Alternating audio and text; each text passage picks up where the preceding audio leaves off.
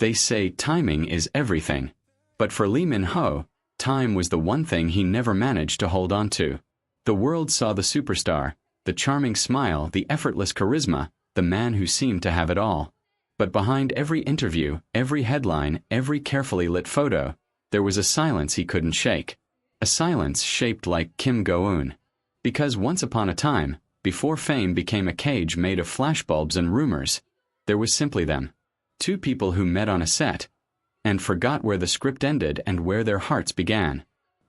It had been years since the world last saw them together. Years since the press junkets, the laughter, the subtle glances that made fans believe something more was happening off camera. They had gone their separate ways, at least publicly. But love never really signs a contract to end. It lingers in the corners of memory, like a song you can't unhear. And tonight, under the muted glow of Seoul skyline, Lee Min-ho finally admitted to himself what the world had already guessed. He had let her slip away. It began with a memory. A short video clip that resurfaced online, a behind-the-scenes moment from years ago. He was fixing her mic. She was laughing, trying to move away, shy and flustered.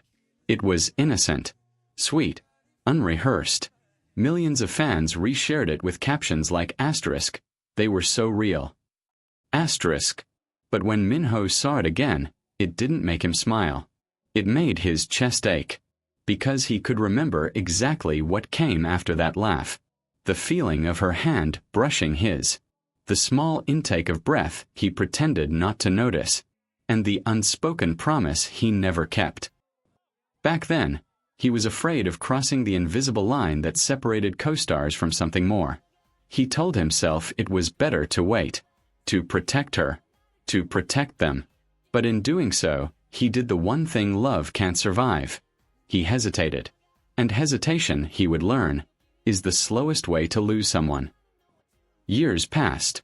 They met occasionally at award shows, always with polite smiles and careful distance. They spoke of work, of mutual friends, of anything that wasn't "how are you, really?" Yet every time their eyes met, there was a flicker, brief, fragile, undeniable, a reminder of what almost was. And still, neither of them said what mattered. Not until it was far too late. The night everything changed came quietly. No cameras. No red carpets. Just rain, soft and relentless, tapping against his window as he scrolled through old photos on his phone. He stopped at one, her laughing in a park, hair undone, eyes turned toward him as if no one else existed. He remembered taking that photo himself. He remembered how she had told him, "Don't post it. This one's just for us." He never did. And now that private promise felt like a relic from another lifetime. In the silence of that night, he typed a message he would never send. "I should have told you then. I should have said it before the world got in the way." He stared at the screen for a long time before deleting it. Because what could he possibly say to someone who had already learned how to live without him? When the news came months later that Kim Go-eun had quietly moved on, focusing on her own happiness, filming abroad, smiling brighter than ever, it hit him harder than he expected. The headlines were gentle but final. She looked radiant, standing beside someone new on set, laughter spilling effortlessly like sunlight. There was peace in her eyes. A peace that used to have his name written inside it.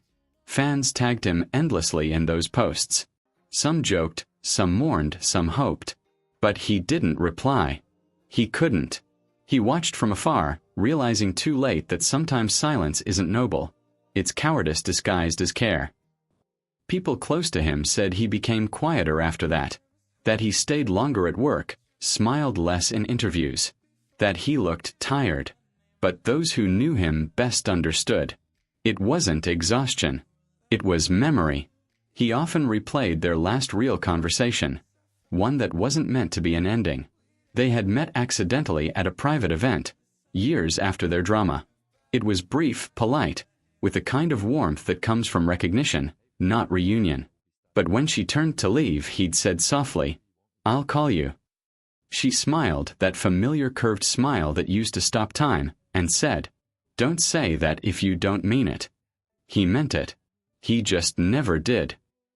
Now, sitting in a quiet apartment surrounded by awards and scripts, Lee Min-ho finally allowed the truth to settle. He had loved her. And he still did. But love, without courage, is only memory. He picked up his pen, a habit from when he was younger, when feelings were easier to write than to speak, and began to write a letter. Not for publication. Not for anyone to see. Just for himself. Go-eun. There were 1,000 ways to say I cared. But I chose silence because I thought it was safer. I wanted to protect what we had from the world. I didn't realize the world wasn't the enemy. Time was. He paused, breathing in the ache that lived between his ribs. If you ever read this, I hope you know. It wasn't pride that kept me from you. It was fear. Fear that if I said it aloud, it would disappear. But the truth is, not saying it was what made it disappear. He folded the letter, sealed it, and placed it inside a drawer. Not because he planned to send it, but because he needed to know it existed. Weeks later, he was invited to an awards ceremony. Kim Go-eun was there too. Elegant, radiant, effortlessly calm. They hadn't spoken in years. But as fate would have it, they were seated only a few rows apart. When the camera panned across the audience, fans swore they saw it. That brief, almost imperceptible moment when their eyes met. A smile, a nod, a flicker of something familiar. It wasn't love rekindled. It was love remembered. A quiet acknowledgement between two souls who had shared something real, even if it didn't last forever. After the ceremony, he saw her standing alone by the exit, surrounded by flashes of photographers. He thought about walking up to her, about saying everything he never said, about apologizing for the years he spent hiding from his own heart. But by the time he found his courage, she was gone. Her car pulled away into the night, taillights vanishing like the last ember of a long-burnt fire. And he knew then that confessions aren't measured by words spoken. They're measured by the moments you waited too long to speak them. In a later interview, when asked if he believed in second chances, Lee Min-ho smiled faintly and said, "Some people don't need second chances. They just need you to mean it the first time." The interviewer laughed softly, thinking it was just a poetic answer. But fans who had followed his story knew. It wasn't poetry. It was truth. A truth he carried quietly, like a secret apology written across the years.